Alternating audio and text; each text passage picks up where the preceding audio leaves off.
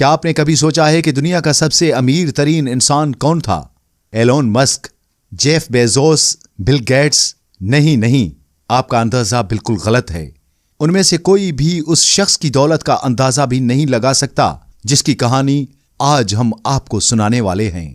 جی ہاں، ہم بات کر رہے ہیں قارون کی، جو دنیا کا سب سے زیادہ امیر شخص تھا، جس کے خزانوں کی صرف چابیاں اٹھانے کے لیے درجنوں طاقتور لوگ دن رات کام کرتے تھے۔ اس کے پاس اتنا سونا تھا کہ آج کے بڑے بڑے بینک بھی اس کے سامنے فقیر لگتے ہیں۔ اس نے دولت کے پہاڑ کھڑے کر دیے تھے، مگر پھر کیا ہوا؟ آپ ضرور جاننا چاہیں گے۔ معزز اسلامک ڈریم اسٹوریز کے ناظرین، ایک دن وہ دولت، وہ شان و شوکت، وہ محلات، سب کچھ زمین نے نگل لیا۔ آپ یہ بھی ضرور جاننا چاہیں گے کہ آخر قارون کون تھا، اس کو دولت کہاں سے ملی اور یہ انجام کیوں ہوا؟ وہ کیا شے ہے جو انسان کو مٹی سے اٹھا کر آسمان تک پہنچا دیتی ہے اور پھر آسمان سے سیدھا پاتال میں دھکیل دیتی ہے؟ وہ ہے دولت۔ اور جب دولت کے ساتھ غرور، تکبر اور ناشکری مل جائے تو انجام وہی ہوتا ہے جو بنی اسرائیل کے سب سے امیر ترین شخص قارون کا ہوا۔ آج ایسے انسان کی داستان سنائیں گے جو صرف ایک خزانے کا مالک نہیں تھا، بلکہ خود ایک چلتا پھرتا خزانہ تھا، جس کی چابیاں اٹھانے کے لیے ایک پوری جماعت کی ضرورت پڑتی تھی۔ آج ہم دیکھیں گے کہ یہ دولت اسے کہاں سے ملی اور اس کا انجام کیا ہوا۔ قصہ بنی اسرائیل کے دور کا ہے۔ قارون حضرت موسیٰ علیہ السلام کا چچا زاد بھائی تھا۔ وہ صرف رشتہ دار ہی نہیں تھا، بلکہ ذہین، محنتی اور تورات کا بڑا عالم بھی تھا۔ لیکن علم کے ساتھ ساتھ اس کے دل میں دنیا کی محبت بھی پروان چڑھ رہی تھی۔ وہ فرعون کے دربار میں بھی خاصی عزت رکھتا تھا۔ اب سوال یہ پیدا ہوتا ہے کہ قارون کو اتنی دولت کہاں سے ملی اور نافرمان کیوں ہوا؟ کہا جاتا ہے کہ قارون نے حضرت موسیٰ علیہ السلام سے غربت کی شکایت کی۔ عرض کیا، اے حضرت موسیٰ علیہ السلام، مجھے اس دنیا میں اتنا مال چاہیے کہ میں دوسروں کا محتاج نہ رہوں۔ اگر مجھے مال و دولت مل جائے تو میں آپ کے مشن میں مدد کروں گا۔ کہا جاتا ہے کہ جب نبی نے دعا کی تو اللہ تعالیٰ نے قارون کو علم کیمیا عطا کیا۔ اس علم کے ذریعے وہ آسانی سے ہیرے، جواہرات اور سونا چاندی زمین سے نکال سکتا تھا۔ قارون کے گھر میں دولت کی بارش ہونے لگی۔ سونے، چاندی اور ہیرے جواہرات کے انبار لگ گئے۔ اس کی دولت اتنی زیادہ تھی کہ لوگ اسے قارون کا خزانہ کہنے لگے۔ قرآن کریم نے اس کے خزانوں کی چابیوں کا ذکر کیا ہے، جن کے بوجھ کو اٹھانے کے لیے ایک طاقتور جماعت کو پسینہ آ جاتا تھا۔ ذرا اندازہ لگائیے، جب چابیوں کا یہ حال تھا تو خزانوں کا کیا عالم ہوگا۔ وقت گزرنے کے ساتھ اس دولت نے قارون کا دل پتھر کر دیا۔ اس کی عاجزی اور علمداری تکبر میں بدل گئی۔ اس کا لباس ریشم کا تھا، اس کی سواری سونے کی، اور اس کا غرور آسمان کو چھونے لگا۔ وہ اب لوگوں کے سامنے شان و شوکت سے نکلتا گویا وہ بادشاہ ہو، نہ کہ بنی اسرائیل کا ایک فرد۔ نوکر نے عرض کیا، آج پھر نئے ہیرے جواہرات کا قافلہ آیا ہے، اب انہیں کہاں رکھا جائے؟ پچھلے گودام سب بھر چکے ہیں، اب کوئی بھی گودام خالی نہیں، اب کیا کریں؟ قارون نے کہا، قارون کا خزانہ کبھی ختم نہیں ہوتا، جاؤ 10 مزید تہہ خانے بنواؤ، اور ہاں، میرے دربانوں کو کہو کہ آج سے کوئی بھی عام آدمی میری سواری کے قریب نہ آئے۔ کسی نے قارون کو کہا، آپ پر رب کا فضل ہوا ہے، تکبر نہ کرو۔ قارون نے کہا، یہ میری عظمت ہے نہ کہ رب کا فضل۔ قارون یہ بھول گیا کہ اس کے پاس جو کچھ بھی ہے وہ اللہ کا عطا کردہ ہے۔ اس نے اپنے مال کو اپنی محنت، اپنی ذہانت اور اپنے ذاتی ہنر کا نتیجہ سمجھنا شروع کر دیا، اور یہی وہ لمحہ تھا جب اس نے اپنے انجام کی طرف پہلا قدم بڑھایا۔ جب بنی اسرائیل کے نیک اور دانا لوگوں نے اس کا حال دیکھا تو وہ اسے سمجھانے آئے۔ وہ اس کے محل کے باہر جمع ہوئے جو سونے اور سنگ مرمر سے بنا ہوا تھا، اور کہنے لگے، اے قارون، اللہ نے تجھے بے پناہ نعمتوں سے نوازا ہے، یہ سب اسی کا فضل ہے۔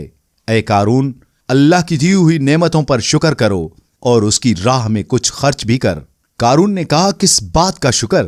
یہ دولت میری محنت سے کمائی ہوئی ہے۔ میں نے اپنی عقل، اپنے علم اور اپنے تدبیر سے یہ خزانے جمع کیے ہیں۔ تم جیسے مفلس کیا جانو دولت کمانا کیا ہوتا ہے؟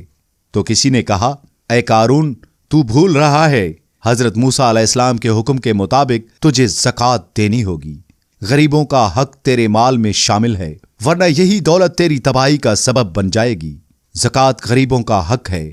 قارون نے کہا، میرے محلات دیکھ کر بھی چند ٹکوں کی بھیک مانگتے ہو؟ جاؤ، میں تمہیں کچھ بھی نہیں دوں گا، میرا مال صرف میرا ہے۔ زکوٰۃ یہ ایک بہانہ ہے موسیٰ کا تاکہ وہ میرا مال اپنے قبضے میں لے لے۔ یہ جواب سن کر نیک لوگ غمگین ہو کر لوٹ گئے۔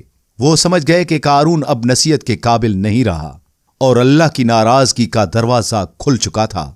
قارون کے دل میں حضرت موسیٰ علیہ السلام کے لیے نفرت بڑھنے لگی۔ وہ سمجھتا تھا کہ موسیٰ اس کی دولت پر نظر رکھے ہوئے ہے۔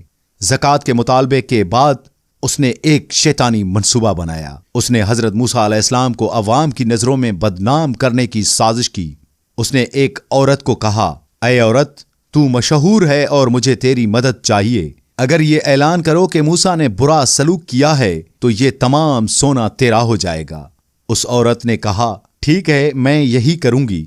سازش تیار تھی۔ اگلے روز جب حضرت موسیٰ علیہ السلام نے بنی اسرائیل کو ایک بڑے میدان میں جمع کیا، حضرت موسیٰ علیہ السلام نے ان کو جمع کیا تاکہ انہیں اللہ کے احکامات سنائیں۔ قارون بھی اپنی پوری شان و شوکت اپنے نوکروں اور اپنے سونے کے لباس میں وہاں پہنچا۔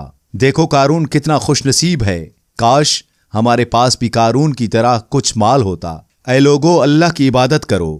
تو قارون نے کہا، ٹھہر جاؤ، میں نے ایک بات کرنی ہے۔ لوگو، یہ موسیٰ صرف تمہارے سامنے نیک بنتا ہے، یہ تو تمہاری عورتوں پر بری نیت رکھتا ہے۔ پھر قارون نے اس عورت کو آگے لانے کا اشارہ کیا۔ عورت سامنے آئی اور کہا، اس اللہ کی قسم جس نے بنی اسرائیل کو فرعون سے نجات دی، آج آپ نے سچ بولنا ہے، آپ نے سچ بول کر بتانا ہے، کیا میں نے تیرے ساتھ کچھ غلط کیا؟ تو اس عورت نے کہا، معاف کیجئے اے اللہ کے نبی، قارون جھوٹا ہے، اس نے مجھے دولت کا لالچ دے کر آپ پر تہمت لگانے کو کہا تھا۔ اے رب، قارون نے حد پار کر دی، احکامات کو جھٹلایا، بہتان لگایا، اب تو ہی فیصلہ فرما۔ زمین لرزنے لگی۔ میدان میں قارون اور اس کے محل کے بیچ کی زمین پھٹنا شروع ہو گئی۔ بچاؤ، میرا خزانہ مجھے نکالو۔ زمین نے اسے اور اس کے تمام خزانوں کو ایک ہی لمحے میں اپنی اندر جذب کر لیا۔ اس کا محل، اس کی دولت، اس کا غرور، سب ہمیشہ کے لیے مٹی کا حصہ بن گئے۔ پیارے ناظرین، جو لوگ قارون جیسا بننا چاہتے تھے آج کہہ رہے تھے، شکر ہے ہم قارون جیسے نہ ہوئے۔ قارون کا انجام ایک سبق ہے ہر اس شخص کے لیے جو دولت کو مقصد بنا لیتا ہے، نہ کہ ذریعہ۔ یہ سبق ہے کہ نعمت پر شکر کرنا فرض ہے اور زکوٰۃ کے ذریعے غریبوں کا حق ادا کرنا فرض ہے۔ یاد رکھیے، دنیا کی یہ دولت اور یہ شان و شوکت عارضی ہے۔ جو لوگ قارون کے خزانوں کی تمنا کرتے ہیں، انہیں اس کے انجام کو بھی یاد رکھنا چاہیے۔